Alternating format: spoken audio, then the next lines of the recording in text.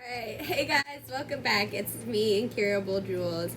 I am filming the video from the floor this time because it was a good angle and I just felt like sitting it. I did yoga this morning, so I'm just in the mood to sit on the floor. Now, you're wondering why it took me so long to get this second video out. Well, I had a bit of a battle with sepsis, was in the hospital for 8 days and was sick with sepsis 2 weeks before that, just kind of struggling a bit, and then after that I've been home for the last week and a half and I've been doing real well, been back on track, so that's really good. But I've just been struggling a little bit with my ADHD and trying to focus and get tasks done and start tasks and things like that. But I am here, I am back with you guys, I am ready to talk a bit more about my illness and what's going on. Now, what is this video about? Well, this video is about gastroparesis and kind of what it is, kind of how I got diagnosed with it, and kind of my big struggle. I'll be showing diagrams, I might show a few photos of me before, me after, just kind of talking about it and getting you guys into what my journey was with gastroparesis and where I'm at now. So, to start off, we gotta, obviously, excuse me, I've been struggling with spring allergies, so if I cough or have to, clear my throat, it's because of lovely drainage from the lovely flowers. Not gonna complain about the flowers, but I am gonna complain about the pollen. Anyways, so, gastroparesis, what is it? Gastroparesis, gastro meaning stomach, paresis meaning in paralysis. So it basically means a stomach that is in paralysis. So let's break that down a little bit further. So that can be caused by lots of different things. So that's just a general thing. The stomach can be slowed down or that in paralysis state for lots of different reasons. Lots and lots of different reasons. And I've linked a few if I miss anything. So let's get into it. So the stomach can be paralyzed in lots of different ways, and we'll get into that a little bit. But I want to show a picture of the stomach and the vagus nerve, because those are two very important things. The stomach and the brain, there's a huge gut and brain connection, between you. So here I have a picture of both the vagus nerve and a stomach. So as you can see with the vagus nerve, it's also called the wandering nerve, and it's what I was talking about with that brain-gut connection, where it connects to a lot of different parts of your body and a lot of your different major organisms and things like that. Now back to the stomach. So we talked about the vagus nerve that controls the movement in your stomach and tells your stomach when to digest and things like that. So now we can talk about the pylorus muscle, which actually does a physical movement of moving food from your stomach into your duodenum, which is the start of your intestines, the start of your upper intestines. And in a stomach with gastroparesis, there is something that is causing the pylorus muscle not to work properly, whether that cause may be vagus nerve damage or other things. And there are other things that can cause it. And as I said earlier, there are a bunch of links below. So if you're curious as to what other causes there might be, please check that out down below. So the next part I want to talk about is kind of how I got diagnosed. So this is a long story, so buckle in. And stick with me, because I hope you'll stick with me to the end, because it's a good story. Alright, so it started with lots of gas. And this is one of the symptoms that I didn't really think anything of at the time.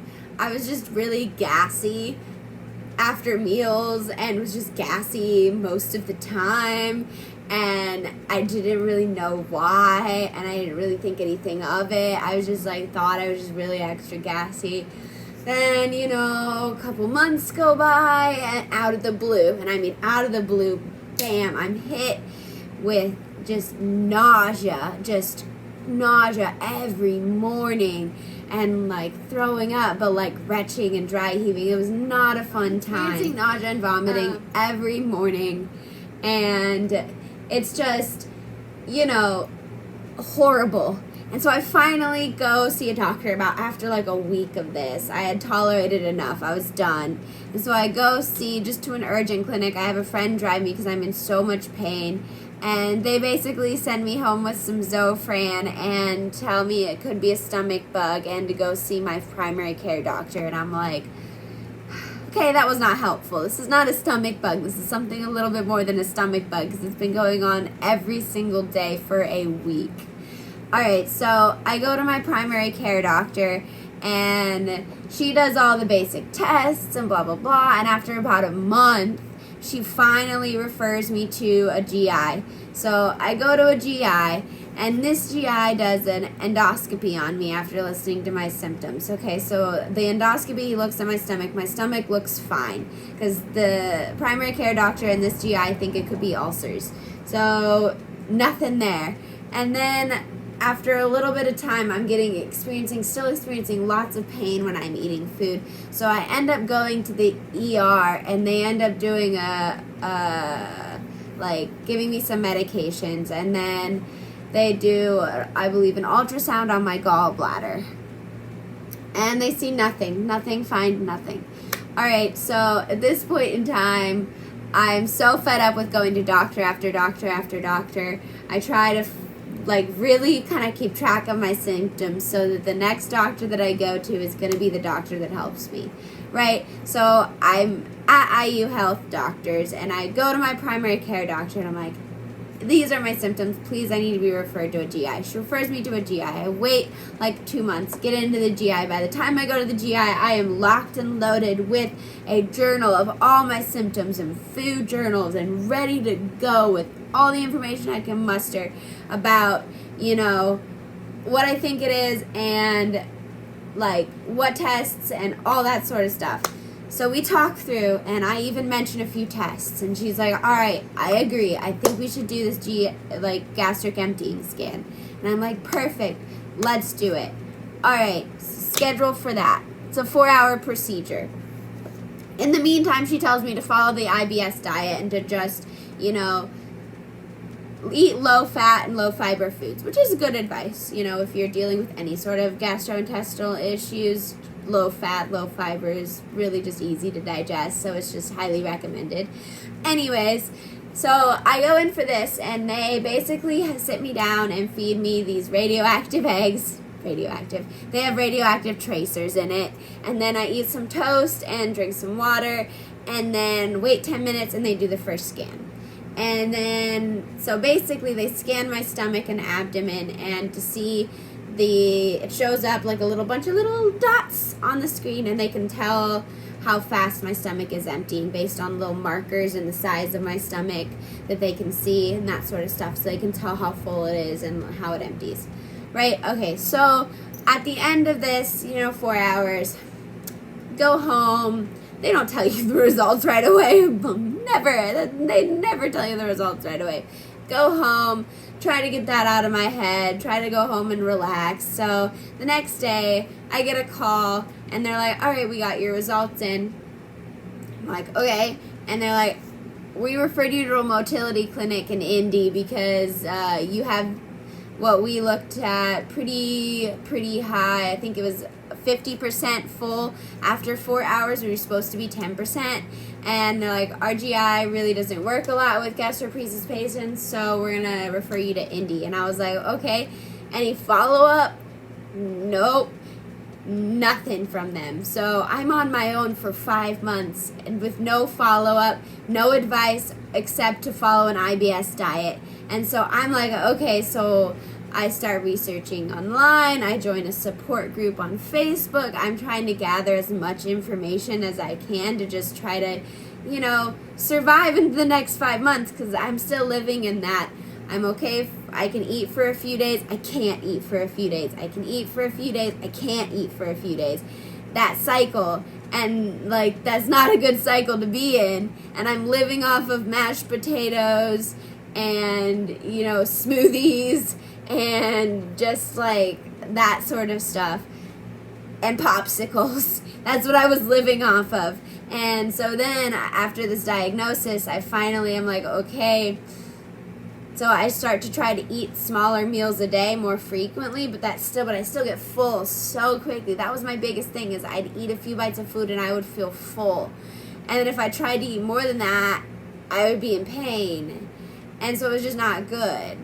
And so I dealt a lot with that. So eventually I finally got in to see my doctor, finally, and almost immediately after seeing me, he's like, if you can't get your weight up, we're immediately keeping you in for the hospital for a feeding tube. So the next time he saw me, it was for an endoscopy because he wanted to look and go a little bit further into my stomach. As I mentioned earlier in the video about the pylorus muscle and all that, he wanted to take a look at that muscle because, as I mentioned before, in some cases it can be tight.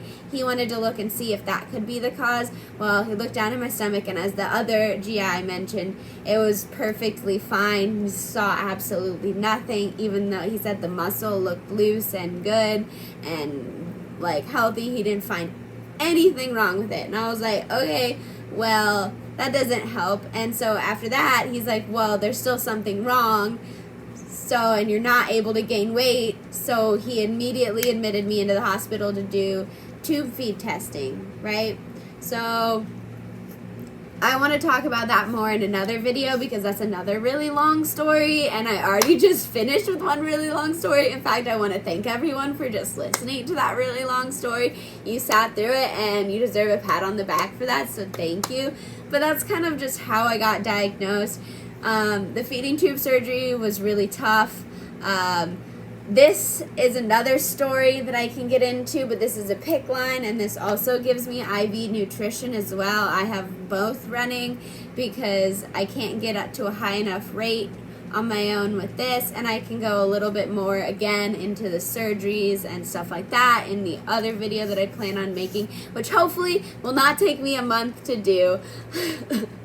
Alright, thank you. So next I would like to show a photo of me before I got diagnosed in May, right before I got diagnosed, and then after I got diagnosed, right before I got admitted to the hospital for tube feeds. So as you can see in this photo, I weighed a beautiful 135 pounds. I was very happy with that weight. I was very happy with myself at that weight.